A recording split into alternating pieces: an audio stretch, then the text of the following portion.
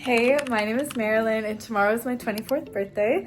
So I'm in New Orleans with my family and I'm going to be doing a book crawl. You've heard of a bar crawl. It's going to be the same thing except with bookstores instead of bars. We have a lot of used bookstores to visit. I'm hoping we find some cool stuff. I'm going to take you along with me and we're going to be doing a tour of New Orleans bookstores. Let's get to it. All right, first stop is Beckham Bookstore with Mom.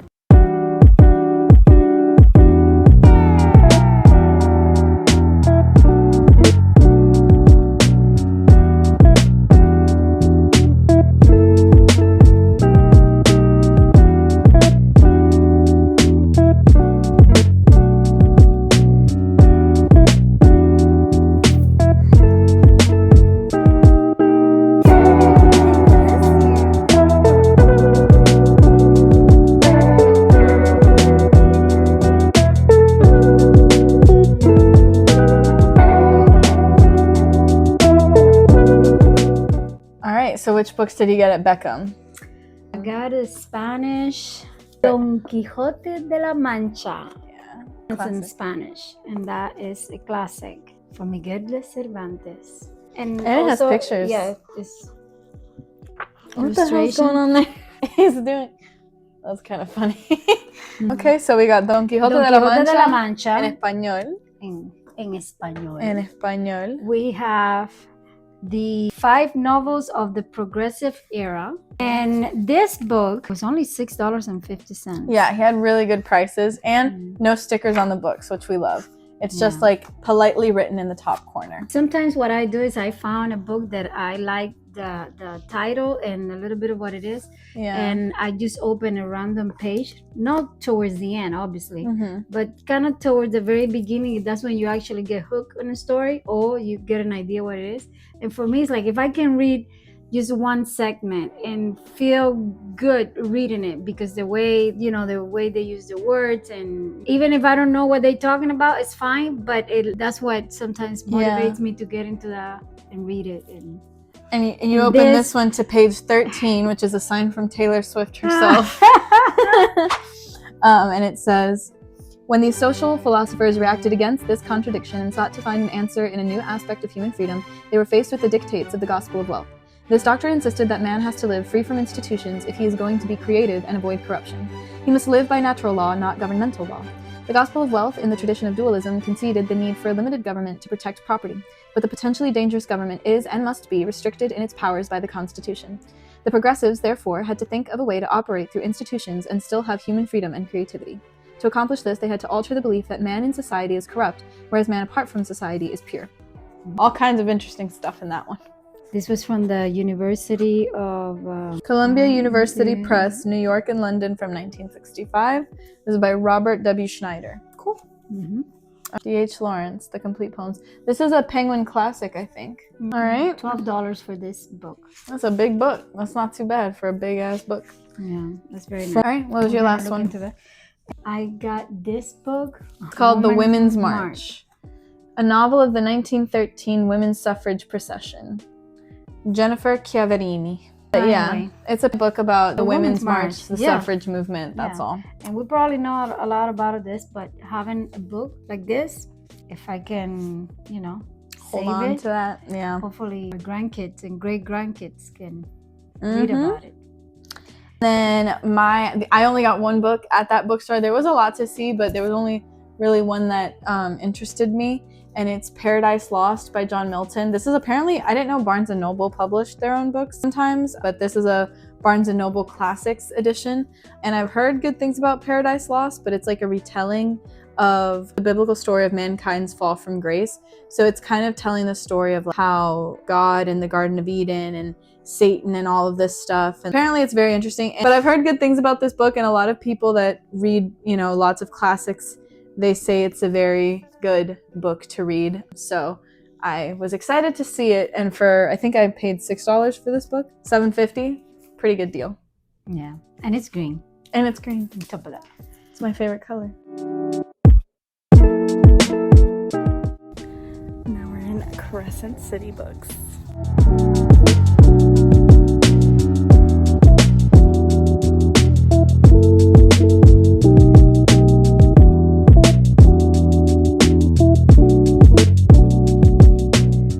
Then the second one we went to was Crescent City Bookstore. And then that one, it was the one that has like a lot more local New Orleans authors and books and all that stuff. And then they have a lot more art. They had a pretty good like selection of new and used, but there wasn't like a specific section for new. It was all just genre. What's the name of that store again? Crescent City? Yes. The owner or whoever runs the store was very knowledgeable. Yeah. Very friendly. Yeah, very friendly. And he had information about literally any book that I pointed out. He would have like information about either the author or another book that they wrote or what awards they won. Something they did with somebody, I think it was Isabel Allende, who apparently somebody like... It was a signing. Yeah, somebody brought her a book and was like, oh, like I'm writing this vampire book, and Isabel Allende like wrote a little thing like good luck, and drew a little vampire. So that was cool. It was cool. He clearly knows what he's doing. Anyway, at the second bookstore, I was the only one that got anything, and it was this book. Goodreads did a giveaway for this book. I joined the giveaway and I did not win the giveaway, but I got really intrigued about it because it's basically just a bunch of short like pieces about the color white and all of the different ways that the color white is, you know, beautiful in day-to-day things. And it comes from a place of sorrow a little bit because the story kind of comes from after this girl dies in her mother's arms. And then it kind of brings about all of this stuff that they talk about. It's a meditation on color, as well as an attempt to make sense of death of a sister who died in her mother's arms. 2 hours after she was just born. So yeah, that's very interesting. Yeah, and it's super short. There's only 150 pages and they're like not even full pages. So this could be something like really, really interesting. All right, now we're going to Dauphine Street Books in the little park, this little square here. It's called Jackson Square.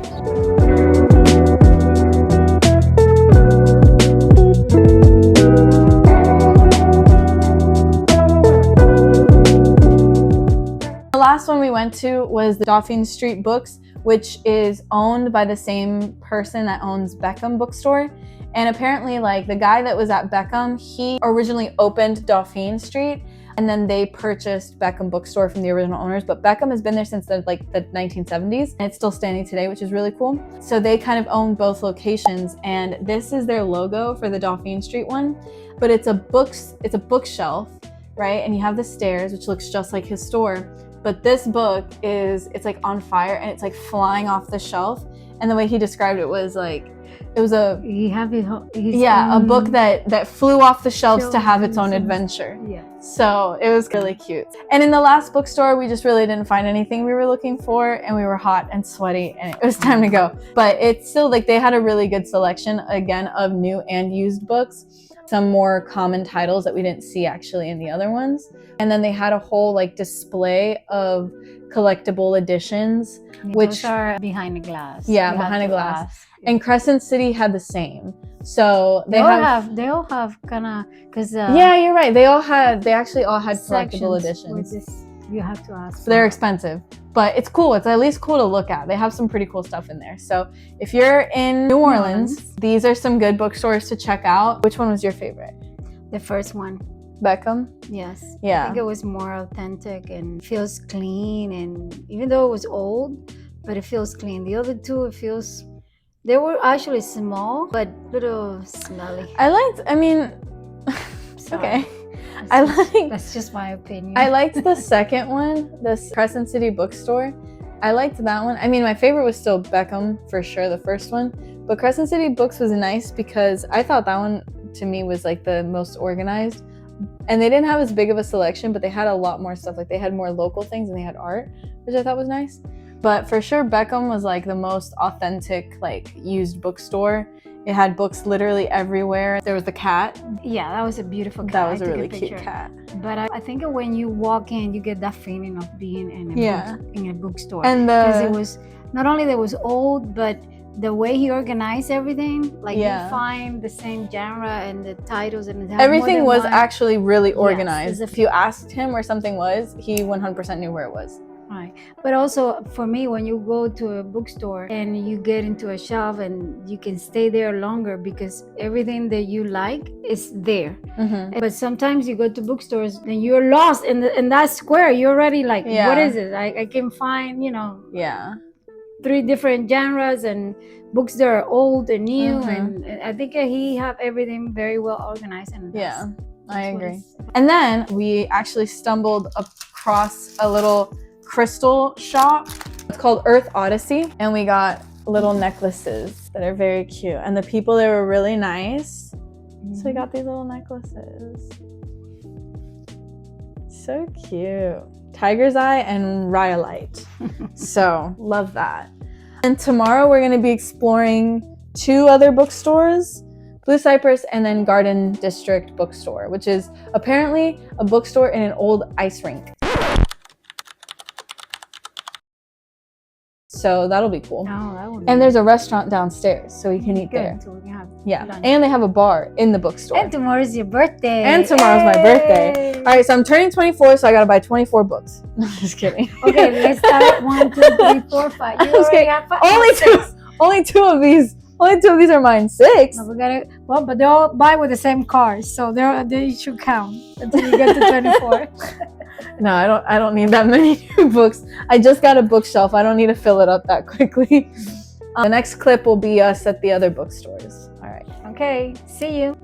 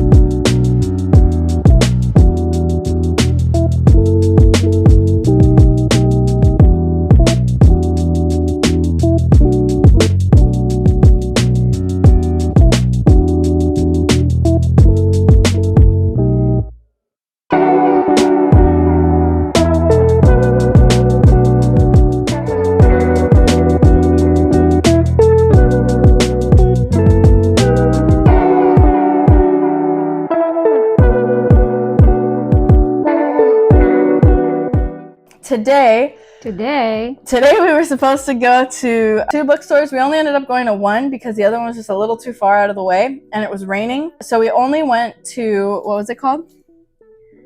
The bookstore? Yeah. I forgot. I know it was the name of the... It was the district that we were in. What district were we in? The District Garden Bookshop. Okay, more or less. The Garden District Bookshop. Tomato. And it was cool. It was in a building called The Rink. Hold on, wait. Let me interrupt. Okay. Before we do anything, today is your birthday. Okay, yes, today is my birthday. My 24th day. My 24th Happy birthday. Yay. And today... And because it's her birthday, it still is. It still is, as we're filming this. We decide to explore another bookstore. Another bookstore. Because she was expecting a gift from heaven. What? That was supposed to be released on her birthday. Oh, okay. And it was some kind of. Okay, not from heaven. That's a little dramatic. I don't think heaven had anything to do with it, to be honest. I mean, like magic. I know. You know what I mean. Everybody knows what I mean. Yeah. Well, we're getting to that. Anyway, today my goal for the day. Yesterday was just like to see the different bookstores. What? This is gonna be the bloopers. Bloopers? I don't know. I think this is all staying in. Let's start over again. Let me. Why? Vamos a ponernos de acuerdo, chica. For what? With the name of the place and me. No, that's good. I like it like that. Okay. I like it like that. It's better. Anyway. No, we gotta do a new one. What? I like it like that. That's better. I keep interrupting in order for you to eventually delete it, but no, I guess. Okay. No. I like it. Yesterday I didn't have a goal of what I wanted to find. I was just looking for stuff. But today I did have a goal of what I wanted to find. I really like Ashley Poston's work, and she was releasing a new book today on my birthday, for me specifically. And so I went out with the intention of finding this book. Went to the Rink, which is the building where the bookstore is in, and there's a cafe, like it's a coffee shop, and then it's a whole bunch of different businesses in there. It's really cool. I highly recommend going. They also had a bookstore dog, which is a nice little deviation from a bookstore cat, and his name was Pete. And we did get a tote bag. He's perfect. So we got a tote bag. So that Ashley Poston released was Sounds Like Love, and I was very excited. It was the first thing I asked for, and they had it on a display. So I was able to purchase this book from an indie bookstore, no less, which I'm very excited about. One of my favorite books of the year is The 7-Year Slip by this author. I highly recommend it. So now I just want to read everything she's ever written. And this was like a sign, on my birthday. Then I heard good things about this. This is Aesop's Fables. And I guess this is the one who did the tortoise and the hare, or the hare and the tortoise, and the wolf in sheep's clothing and stuff. So it's just all the different cautionary tales, and it's a really pretty edition. And then I got this one. It's called Green Frog by Gina Chung. And Frog. Yeah, she doesn't like frogs, but it's a really cool cover. It's really, really pretty. It has something to do with frogs? It has nothing to do with frogs, actually. It just is I don't know if there's a short story about a frog, but it's just a collection of short stories, but there are all kinds of different types of characters. So there's a fox that's avenging his sister or something like that. And then there's stories of mothers and daughters, and there's stories about a pair of talking dolls that help twins escape a stifling home, stuff like that. But the reviews on Goodreads people had just had different interpretations of each story, and different stories in the book were impactful for different reasons. So I just thought it would be a cool book to read and own, just pick it up and read it from time to time. But it's also just very pretty, and I like that for the ASMR. And then the last book that I got was another collection of short stories. This one's much shorter. It's called The Sea Gives Up the Dead.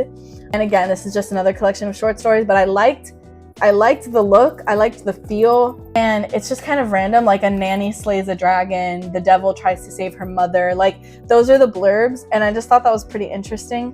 All right, now Mom, what'd you get? I got less books than you this time. Mm-hmm. Yeah. So I got The Silent Patient, and I don't know if I'm gonna like this book. It's kind of scary because apparently it's very different to anything you've ever read. For sure. Yes. For sure. But I was interested because of the psychology of the story. Apparently, it had to do with when you haven't solved your child trauma, that eventually that's gonna, come back on you later on in life. So apparently, this lady, her husband in the head 5 times. Okay. Okay. Boom, boom, boom. Okay. And I don't want to make fun of the book. I haven't read it, but that's pretty much what happened. Alice's life is seemingly perfect until one night when her husband Gabriel returned home late from work, and Alice 5 times in the face. Oh, what's in the face, not in the head? Well, close enough. And then never speak another word. So the whole promises of the book apparently is the whole investigation and the fact that she never talked again. Oh, that's not what I thought this was. And interesting. But it had to do with the psychology, what was the trigger for her to do what she did and something like that. So I thought it would be interesting, and it does sound interesting. I hope I enjoyed this. I hope. And this one, I know I'm gonna like it. It's called The Heart is a Lonely Hunter. I don't know what's about, but it took place in 1930 in a small town, and I will let you know when I read. We'll make a follow-up. Right. Main character is actually a deaf person, but this girl with her instrument and other characters in the story, music was something that influenced in his life or something like that. And it had to do with, the beauty into things that sometimes we don't understand. Like this character, he's deaf, and apparently back in that time period, 1930, there was also discrimination, probably still discrimination today, but I guess back then was even more difficult, I guess. Yeah, I mean, they didn't have any resources. It's kind of like the discovery of the beauty into, you know, what some people won't find beauty at all. So I hope I enjoyed this one. All right. That's her book haul for today. In total, this bookstore crawl, we went to 4 bookstores. We went to Beckham Bookstore. We went to Crescent City Books. We went to Dauphine Street Books. And today we went to the Garden District Bookstore, or the Garden District Bookshop. And got 1, 2, 3, 4, 5, 6 books. And that's these right here. Mom? I got 6 books too. I got 2, 4 from yesterday, and the 2 for today. Nice. So I got 4 books today. You got 2 books today. Yesterday, you got 4 books, and I got 2 books. Scary. So we got flip-flop. So in total, we got 12 books at 4 different bookstores. So that was not too shabby. And one has a cat, the other one has a dog. Yeah. All right, we thought we were done, but then we walked over to the French Quarter and we found 2 more bookstores.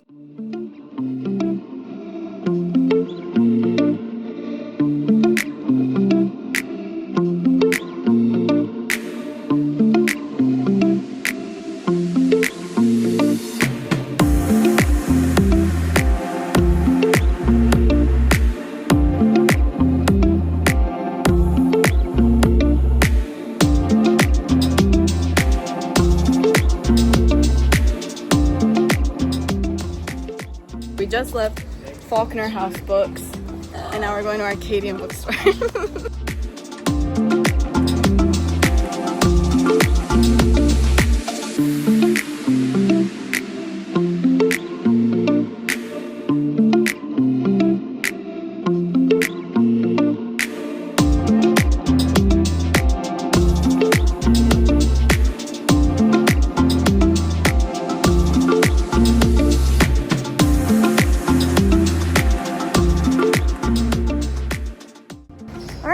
A little cramped in there.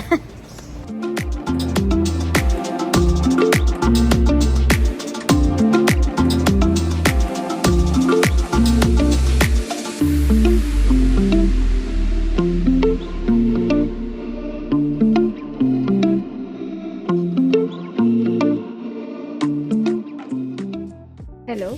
So we thought we were done after the Garden District Bookstore, but then on the last day, we found some more. Another bookstore. Found 3 more, 3 more bookstores. By pure accident. I don't think we were looking for a bookstore. We were just killing time, finding a place to have breakfast on the very last day of New Orleans, and then we stumbled upon it. And they were actually was on her phone. I was like, oh, hold on, wait, I think I found a bookstore. Well, they were like nearby the other ones. I don't know why we didn't see them earlier, but whatever. So we ended up going to a few more. So the first one that we went to was called Faulkner House Books. Yes. We got a tote bag there as well. So far, for me, one of the best authentic bookstore.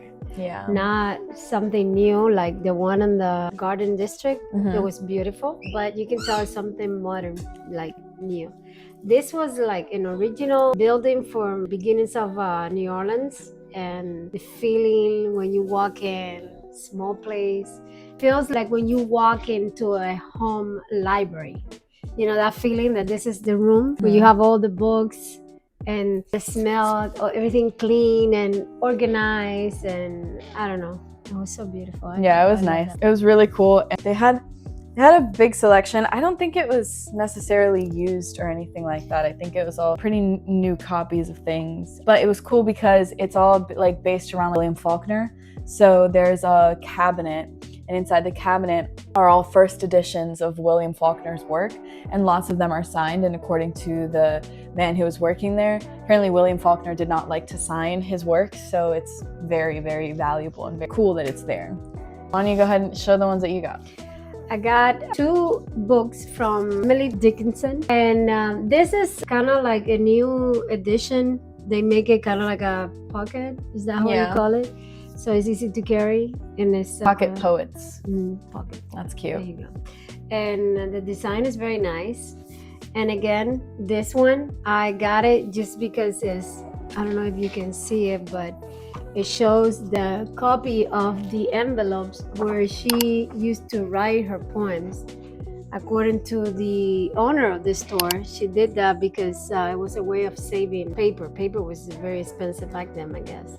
So I thought that was very nice. You get to see handwriting, and right here they actually, it's hard to tell, but you can actually read what was in the original. I like that, and I love poetry. So the second one, still the same genre, but this one is Sylvia Plath, and it's the collected poems. Again, for me, two good writers, and that's pretty much it. All right. I'll tell you all about. So 2 Emily Dickinson and 1 Sylvia Plath. Very nice. Okay, so then at that store, the first thing that caught my eye as soon as I walked in was this book, The Hitchhiker's Guide to the Galaxy. I don't know why. I think it was just like the prettiest one and it just shimmered, but then it's like got a really cool inside, and then it's illustrated inside as well. There's different pictures in there. And I didn't know really anything about it, but I just couldn't stop thinking about it. And I was like, you know what? Let me look up the Goodreads. And apparently it's very good. And then he told me that it's actually like a classic. It's from the 70s or something. And apparently it's a very well-known story. I was like, all right, fair enough. I'll get this one. I hadn't gotten a sci-fi or anything, so that was my little sci-fi pick. And then at one of the previous bookstores, I had gotten The White Book by Han Kang. And then at some of the ones that we went to after that, like I would see something by her. And then I saw this one at Faulkner House Books. And I said, all right, last day, I've seen this author several times now. And it just seemed really interesting. What's the name of this book? This one's called Human Acts. And it's about Is that like short stories? No, this one's actually a novel. Most of the other ones I got were short stories, but this is a novel about a young boy who gets like killed in some way, and then his death kind of sparks, I could be totally wrong, but based on what I see on the back, his death sparks some outrage. There's the aftermath of what his death means for everybody in his life. But then at a school, this takes place in South Korea, at a school in South Korea, there begins to be like some kind of uprising in their country. There's a political uprising. There's a whole bunch of different things going on. So it's a lot of different aspects, but it has amazing reviews.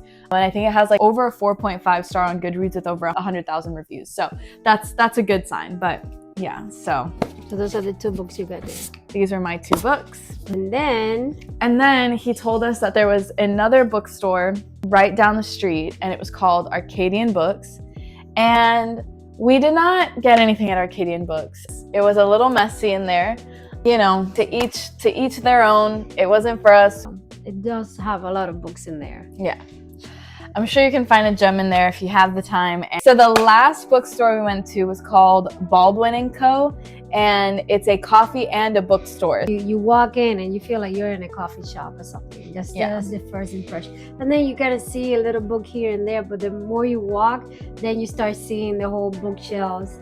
And my favorite part is all the way to the end, they have like this big glass, and it's the podcast the podcast studio. Right there. The place is so clean and beautiful, so well designed. The floor, you know, like you can eat something, go find a chair, sit down. Yeah, they had lots of seating. Yes. And again, it's not a huge bookstore that you have a ton of books, but you have enough for every genre. A little bit of everything. Very good titles, but they also had a very wide selection. Like you could probably find something there from everywhere, which is something that I really liked about the indie bookstores, is the fact that they curate a much bigger selection of books from all over the world. So it was really cool. I didn't buy a book there because I think I buy plenty. But I didn't want to live without getting anything from there. So they have this beautiful wood bookmark that I thought was so cute. Yeah, because the coffee shop bookstore is themed after James Baldwin, who is an author, and they have, you see it in the video, but they have a whole section that it's like kind of, I think they're supposed to be like books with James Baldwin's face painted on it. You took a picture of that, right? I took a video. Yeah, that's very nice. Yeah, but I did buy a book because, hey. She need to make it that, and then, what is it called? Sorry. I in my defense, I hadn't bought a fantasy book yet. I mean, this is a sci-fi fantasy. It's not the same. So I saw this one and I thought it was really cool. And the second and third book in the series really caught my eye, but they didn't have the hardback of the first one, but I still wanted it anyway. I got Daughter of the Moon Goddess. And this one is it's based on Chinese folklore, and it's about a girl who lives on the moon. And there's just a whole bunch of other stuff that happens. Hit me with that thing. She goes on a quest. She's looking for her mother, I believe. I haven't read anything like this, and as far as fantasies go, I mean, I have a lot of fantasies that are fae or they're shifters, you know, like Zodiac Academy or something. So this is going to be a nice little break. It's going to be something different, and I'm excited to get into that. All right, so that conclude our New Orleans book series. We went to 7 bookstores in 2.5 days. What was your favorite bookstore? Favorite? Faulkner House Books. You gotta be careful how I pronounce that name. I want to say something that I'm supposed to say. No. Yeah, I think Faulkner House, Garden District. For me, it was the most authentic bookstore, according to me as well. You know, my age, that's what a bookstore I mean, and you also like. had the Garden District was beautiful, mm-hmm. absolutely beautiful. But it feels that modern feel. It's beautiful. But if I have to choose, this would be 100%. The one that I would. And the man that was working there, but he's getting paid to read. Yeah, you walk in and he's sitting there like among the books reading, and it was just like, this is what this is about. And he's right there. Oh, I know what I have. Okay, I have this in here, this in there. And Baldwin and Co. was definitely a great place. It was just the furthest away from everything else, but it was a cool place for sure. They had a nice coffee bar. Absolutely, you can tell it's a place visited by locals. Oh yeah, they were all there in the computer studying and definitely the least touristy of them all, because it's not in a touristy area. There was only a handful of bookstores we didn't get to go to, but I'm honestly okay with that. I think we had a great time with what we did. Yeah. So, all right. So until next time. See you then. See you then. Bye. Bye-bye.